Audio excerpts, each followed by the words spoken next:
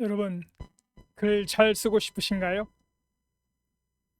혹시 글을 써보고 싶다는 생각 해보신 적 있으신가요?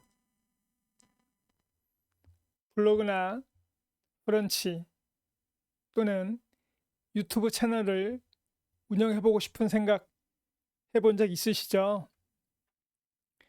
우리가 이메일을 작성하고 보고서 작성하고 쇼핑몰을 하신다면 상세 페이지 작성하고 우리가 하는 일 대부분은 사실 글쓰기와 관련되어 있습니다.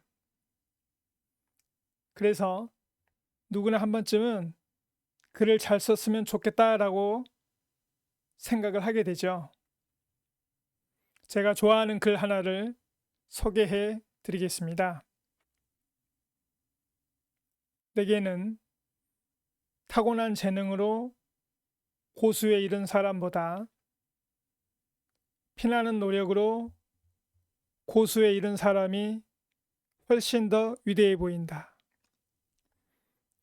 피나는 노력으로 고수에 이른 사람보다 그 일에 미쳐 있는 사람이 훨씬 더 위대해 보인다. 그러나 그보다 훨씬 더 위대해 보이는 사람은 그 일을 시종일관 즐기고 있는 사람이다. 그러니 즐겁게 시작하자. 안녕하세요. 뚜뚜벅입니다. 오늘은 2026년 6월 14일 일요일입니다. 책을 소개하는 날이죠. 오늘 함께할 책은 이예수 작가의 글쓰기 공중부양입니다. 작가님께서는 몇 년 전에 세상을 떠나셨지요.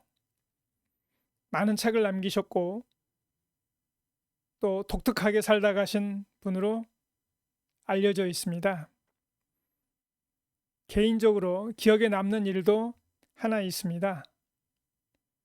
아주 예전에 서울 프레스센터 앞에서 우연히 작가님을 뵌 적이 있어요. 강의를 들으러 간 것도 아니고 약속이 있는 것도 아니었는데 정말 우연히 마주쳤습니다. 용기를 내서 악수를 청했더니 따뜻하게 손을 잡아주셨던 기억이 있습니다. 이 책을 몇 번 읽으면서 특히 인상 깊었던 부분은 세 가지입니다. 첫 번째, 글감을 모아라. 단어 채집이라고 하지요. 책에는 아주 자세하게 소개가 되어 있습니다. 머리부터 발끝까지 우리 몸을 표현하는 것도 정말 수없이 많다는 걸 알게 되죠. 사람을 표현하고 그 다음에 또 감정을 표현하고 풍경을 표현하는 이런 단어들도 마찬가지입니다. 작가는 이런 단어들을 부지런히 모으라고 말합니다. 그런데 가만히 보면 다른 그 글쓰기 책에서도 공통적으로 하는 이야기들이거든요. 좋은 책을, 좋은 글을 쓰고 싶다면 좋은 단어를 많이 모아 두어라. 두 번째는 감각을 길러라입니다. 그렇다면 어느 정도까지 감각을 길러야 할까요? 작가는 딱 보면 아는 수준까지 길러야 한다고 말합니다. 책에 이런 얘기가 나와요. 강원도 산골 아이들이 겨울 잠자는 자는 개구리 잡는 장면입니다. 돌을 이렇게 들추면 개구리가 튀어나오는데 아이들은 그 개구리가 어디로 튈지를 기가 막히게 안다는 겁니다. 말 그대로 백발백중이죠. 신기해서 어떻게 아느냐고 물어봤더니 아이들은 이렇게 대답했다고 하죠. 딱 보면 알아요. 뭐라고 설명을 하기 어렵지만 오랜 경험과 관찰이 쌓여서 그 수준에 도달한 것이겠죠. 글쓰기 훈련도 이 정도까지 가야 한다고 말합니다. 벌써 겁이 나시나요? 세 번째는 목적을 분명히 하라입니다. 왜 쓰는지를 알아야 한다는 것이죠. 글쓰기 기술보다 먼저 내가 왜 이 글을 쓰는가, 이 질문에 답을 할 수 있어야 한다는 겁니다. 누군가 대신 답을 해줄 수도 없는 문제입니다.